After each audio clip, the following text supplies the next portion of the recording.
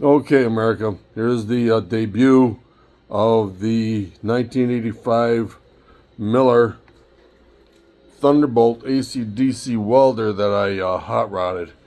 It has, I've taken out the C-frame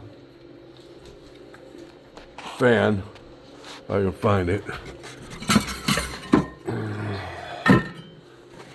All right, here's the $1.50 C-frame fan that came in the unit. Right, and then they used the same exact one in a Miller AC/DC tombstone I had. Okay, and then on the inside there's two 4.5-inch muffin fans. One fits very neatly between the ground and the AC sockets inside, facing forward, and in place of what used to be that old C-frame unit, I got one up on standoffs over here on the inside, right, pointing up. The front one, of course, is sucking in, and then I just added this guy.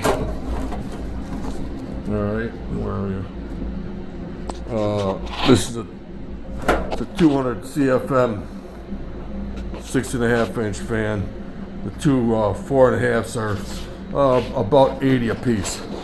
So I got it plugged in, right?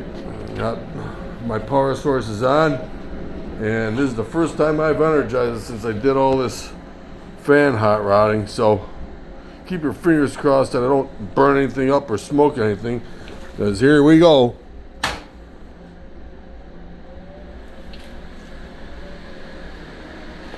Well, it's not making as much noise as I thought it would. But anyway, yeah. This guy's running. I can hear it. And it is it. Okay. You want to talk about throughput? There you go. Here. Right? Oops. There's throughput. So, yeah, the key to any of these buzz boxes, for sure, is get rid of the heat. Okay, that little fan did nothing but swirl air around inside the cabinet, and maybe pull some in through the louvers. Okay, with this method, it has just an unbelievable amount,